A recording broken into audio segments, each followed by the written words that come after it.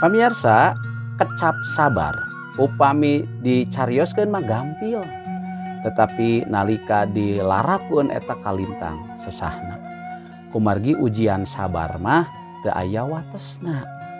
Tapi upami urang tiasa janten jalmi anu sabar, numutkeun kitab Siloka, jalmi anu sabar tiasa langkung hebat tibatan pahlawan.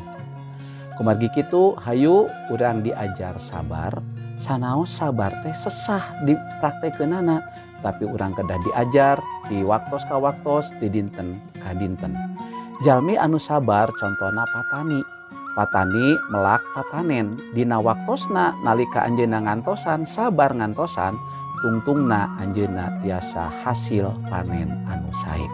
Kumargi kitu hayu salaku putra Gusti urang diajar sabar dina sagala rupi. Gusti ngaberkahan.